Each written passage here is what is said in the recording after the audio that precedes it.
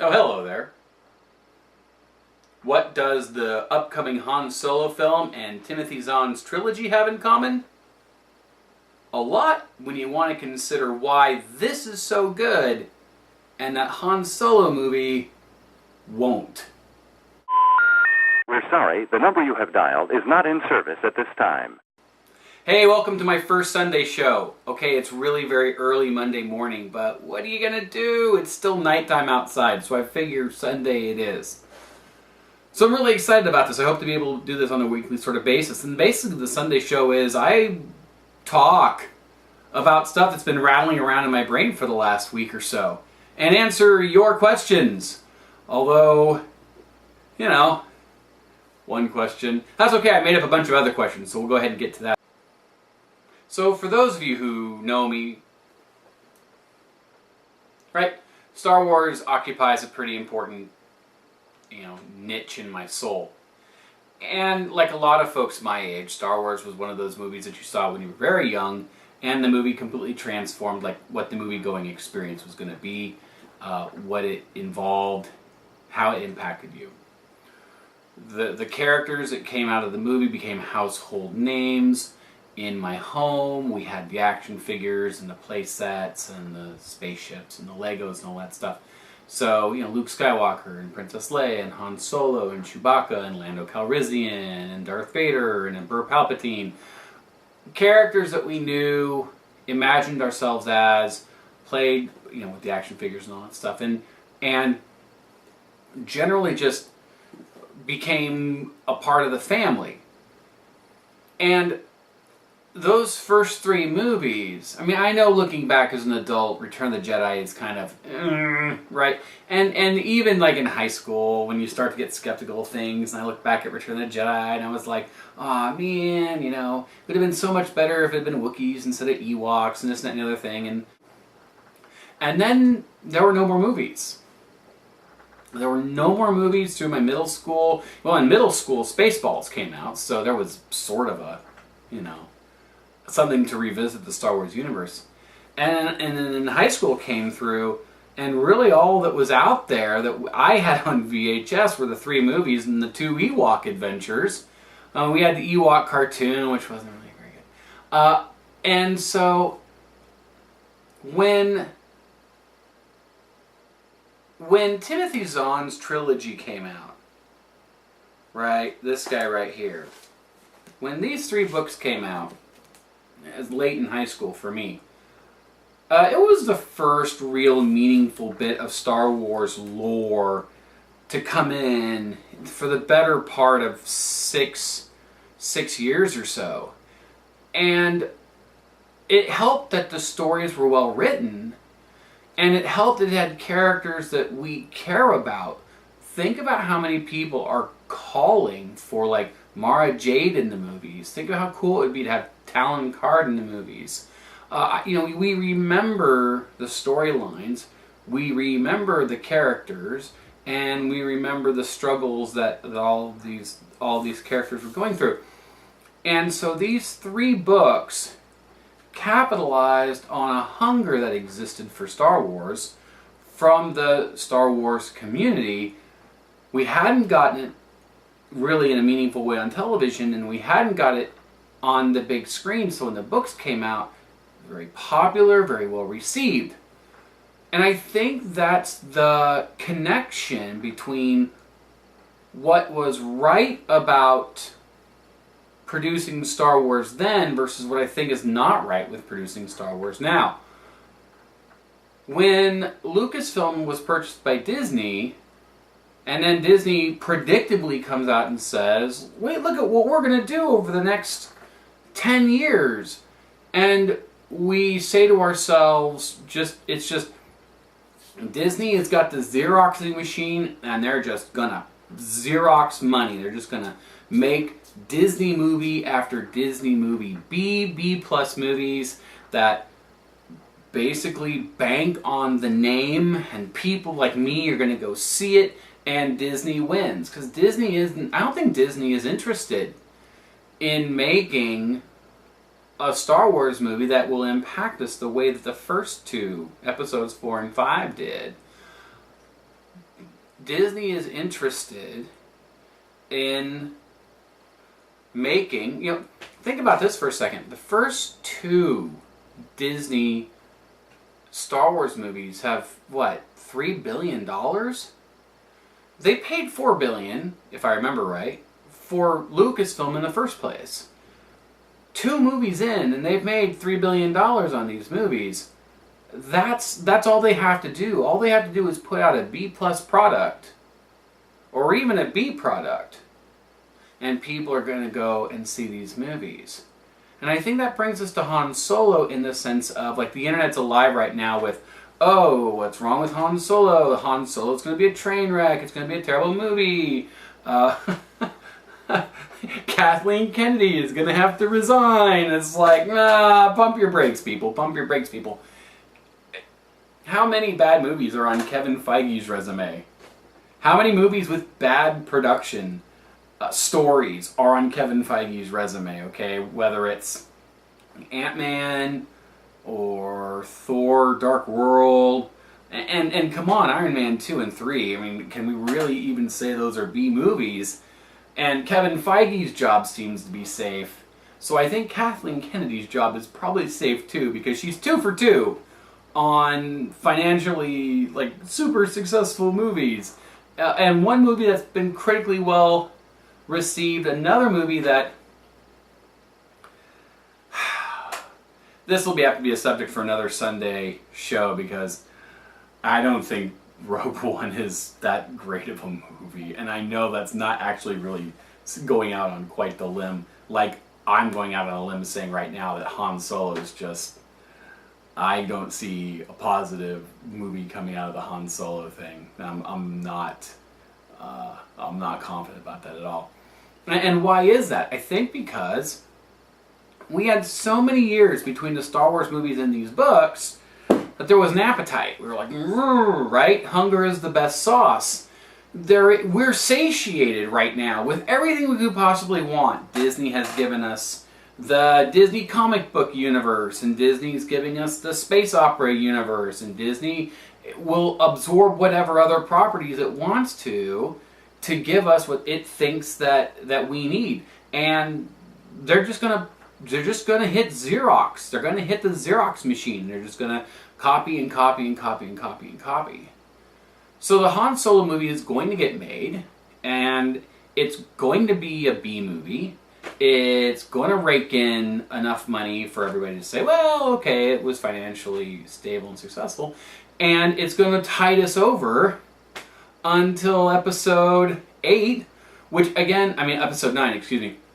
Which again doesn't make a whole heck of a lot of sense, because shouldn't we just have the 3 movies? Shouldn't we just have 7, 8, and 9?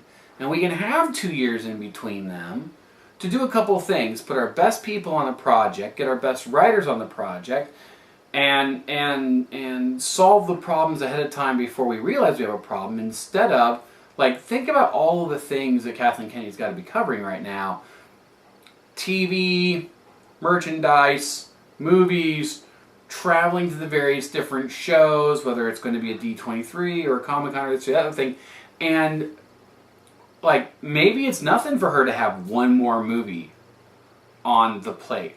But then again, maybe it is. Maybe one person can have that sort of schedule and that sort of pressure. It seems to me that if Disney said, we'll make a couple of TV pieces, right? They've got their Freemaker, they have their Rebels, they can focus on 7, 8, and 9.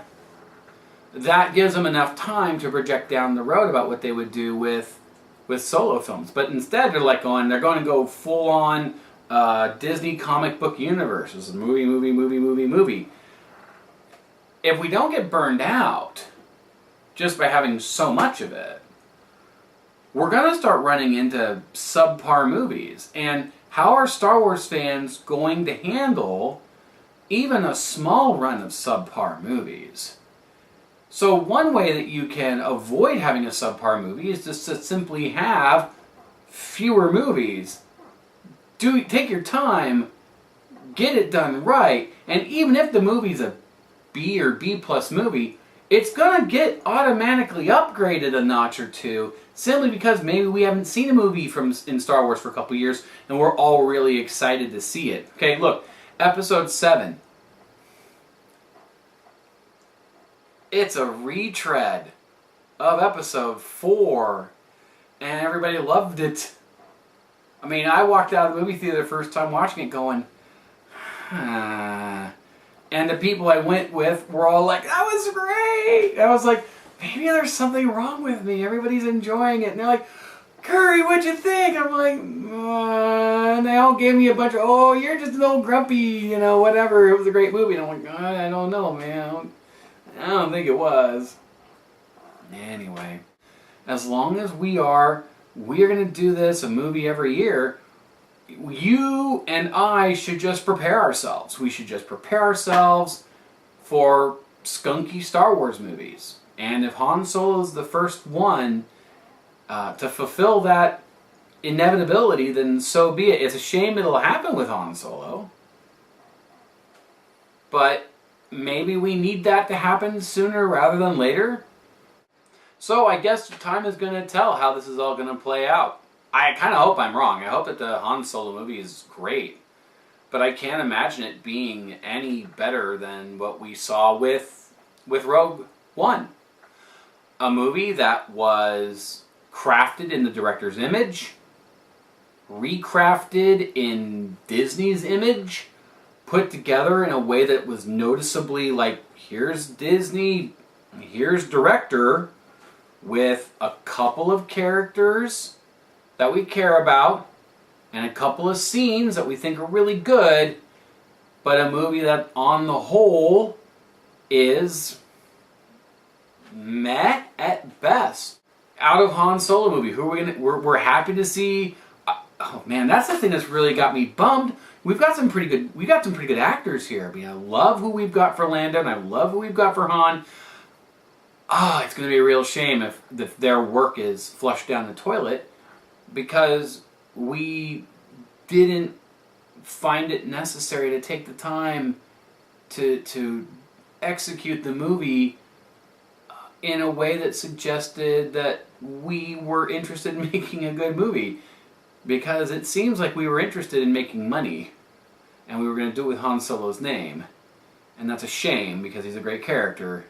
And then we just get a B movie. And that's a real shame, because Han Solo deserves something better than a B movie.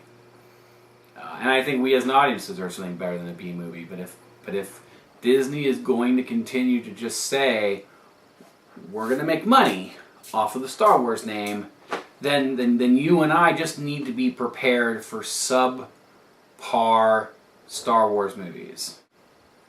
So I think that's my thoughts on where we're going with Han Solo, and I will revisit this thought. I'll revisit this video after the movie comes out. I'll watch it with everybody else, and I'll do a review of the movie, and we'll see to what extent I get to be prophetic or to what extent I get to be adult. Anyway, I'd love to know your thoughts about the upcoming Han Solo movie. Are you worried at all about the directors being fired, acting coaches being hired, them still trying to make their May deadline? Are you like, hey Curry, it's just a movie, don't worry about it? Which is, a fine idea as well. There are bigger fish to fry in this world than a space opera movie. Alright, time for Q&A. This is where I take your questions and answer them in my random way. Now, I did mention a Q&A section in my relaunch video, and I know people watched the video, but no one left questions. I did get one comment back, though, and I'm going to turn that comment into a question. And that question comes from one of my students, Isaiah, and Isaiah asks, Curry, what are you going to stream on your channel? And I don't know, because part of me would love to go ahead and do Fallout 4 again.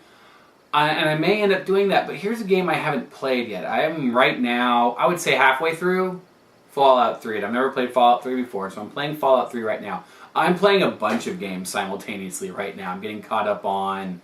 I'm playing Borderlands 2 at the same time as I'm playing Witcher 3. At the same time I'm playing Fallout 3. At the same time I am playing Force Awakens Lego because I love the Lego games.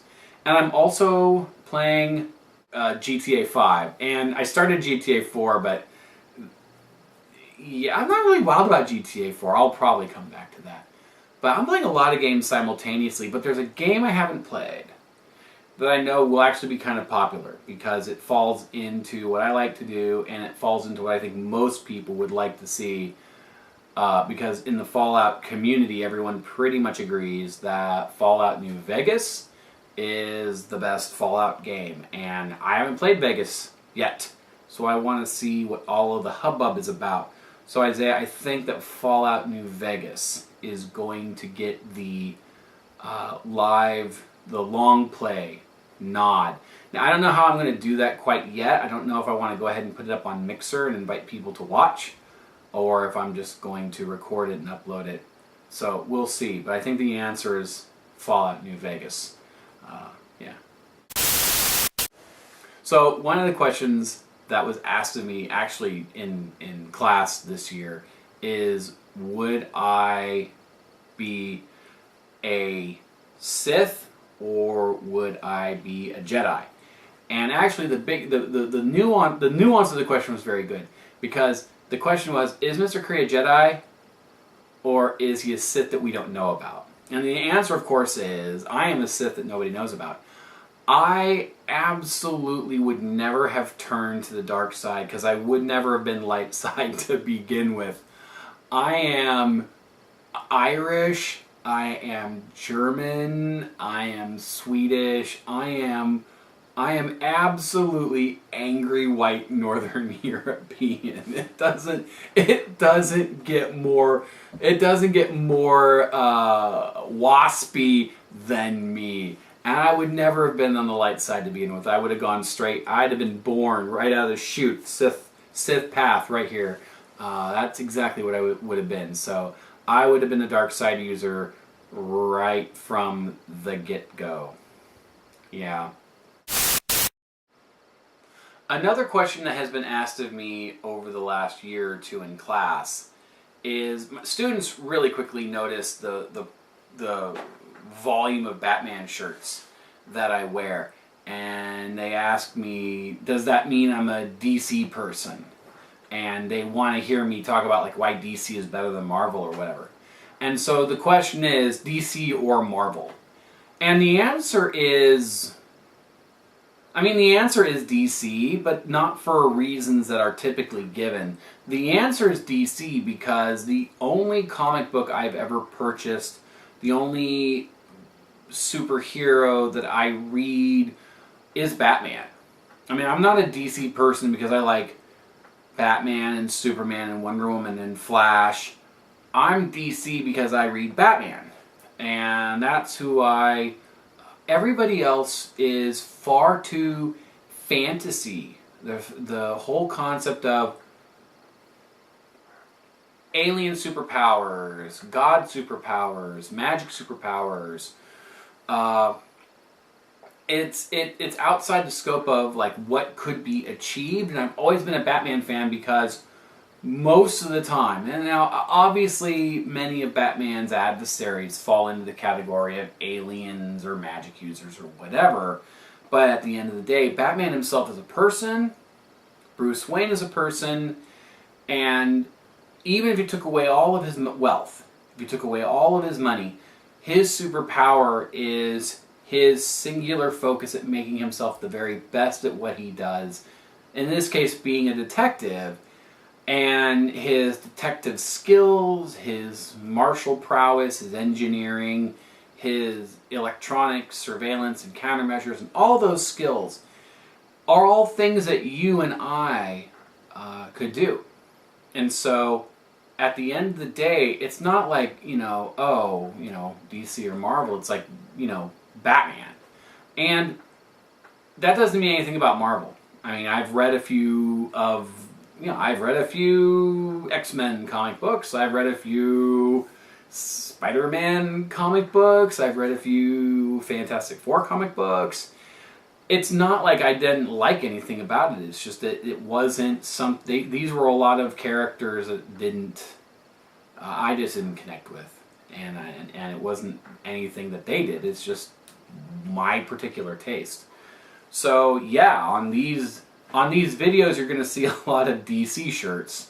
You're also going to see a lot of Star Wars shirts. But that really just comes down to the idea that I will rep Batman because I rep Batman, and I rep the Flash or Arrow because I actually like the Arrowverse on CW. I enjoy watching those TV shows. I try to anyway. Some seasons are a bit weak, some seasons are better, but yeah, that's kind of the deal there. So you're never gonna get me involved too terribly passionately in a DC Marvel. It's not something that I think that is worth getting involved with. And I think that it makes a lot of sense for somebody my age to have that answer, because when I was much, much younger, there wasn't a lot of comic book superhero media to consume outside of comic books. If you were watching TV, you had animated Spider-Man, you had Super Friends, you had reruns, lots of reruns of things like the Linda Carter Wonder Woman, or the Adam West Batman, or the Adventures of Superman, or you had reruns of the live-action Spider-Man from the late 70s, which I actually love. I absolutely love the live-action Spider-Man TV show. The music by itself is amazing. Oh, Bill Bixby and Lou Ferrigno and the Incredible Hulk. You couldn't afford, back in the late 70s, throughout the 80s, you couldn't afford to be a DC or Marvel person, I think, because you had so little to choose from, that whenever any of it came on, if you were into comic books or comic book characters, if any of that came on the TV, you were just watching it. You just couldn't turn off the Incredible Hulk because, oh, it was Marvel. I don't think that ever went through anybody's mind when I was watching it when I was a little kid. I wanted to see Lou Ferrigno Rex stuff, and I loved the piano theme, and I always felt bad for Bill Bixby as he's walking off to the next location wherever he's at. So, I think that it's a luxury that we have today to be like Marvel versus DC, because there's just so much of it. But I would argue that it's probably less productive. I would say that we would never want to eliminate such a large percentage of good characters and good storytelling just simply because we're one or the other. Yeah, I love my Batman, but that doesn't mean I'm not going to go watch Thor Ragnarok. Yes, I am going to. I have watched Guardians of the Galaxy. I have watched Iron Man. Right? So, yeah, I'm okay. I'm Team DC, but I also am not going to say, I'm not watching it because it's not DC. So there you go. All right, last question. This is one I get asked a lot too, by the way. How long have you been growing the hair? So the hair has been in various lengths, from, this is about as short as it ever really gets, to down past my belt line. And so sometimes it's shorter and sometimes it's longer, but the question is, when did I make that decision? And the first time I decided to grow my hair long was in high school. And it was the 80s. So my long hair in the 80s might have been a mullet. It was the 80s, mistakes were made. Anyway, I went to college and I saw people with long hair in college, and I was like, oh, I've been doing it so wrong, no. So I cut my hair and I started over again. So I would say about 95 is when I was, I was halfway through my first time going through college, because I've been through college a lot.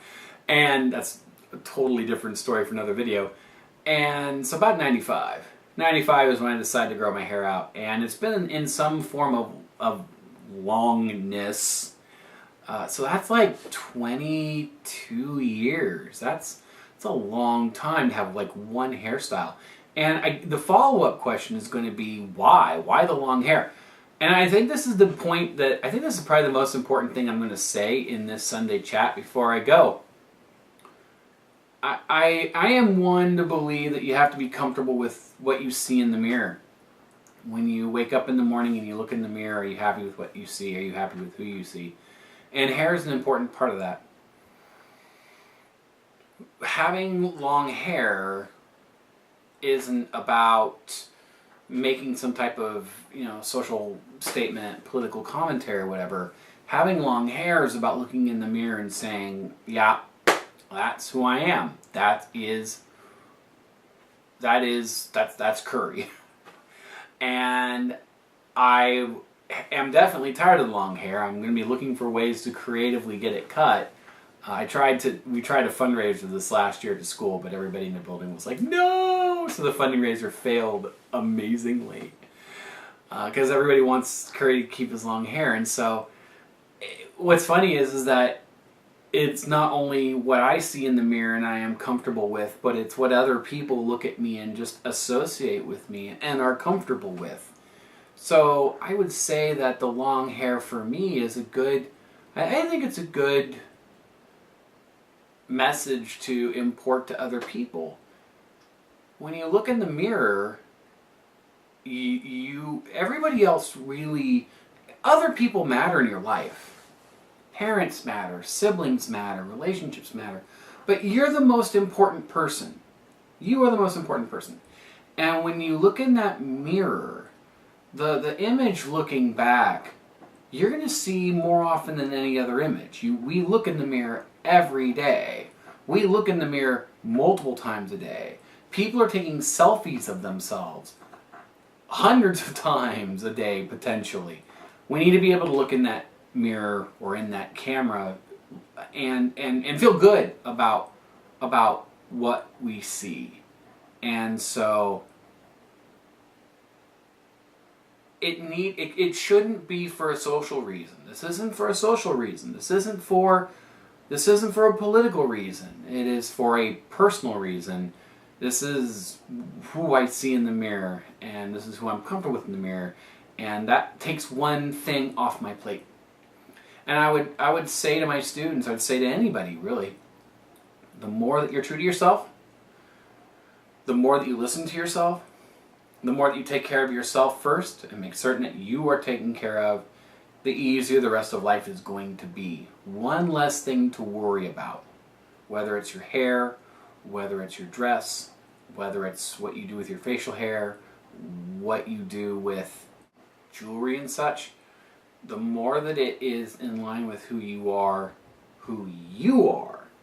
and not what people around you expect or what society expects, but what you are, the easier everything else is going to be, because you have one less stress in your life, one less piece of pressure in your life. And that would be how I would end this video, is to just say, take care of yourself, remember that you are the most important person in your life, and to make certain that you're making decisions that respect you first and foremost. And then you're in a better position to interact with and help other people. So on that note, we're going to wrap up this Sunday show. I'd love to hear what you think. Go ahead and put comments down below. More importantly, I'd love questions to answer for next week. So if you've got questions that you want me to answer, go ahead and put them in the comments down below. And as always, may Yoda rise your X-Wing up to meet you. May the dark side be always at your back. May your saber shine warm upon your face. The Imperial Walkers fall soft upon your battlefields. And until we meet again, may the Force be with you always.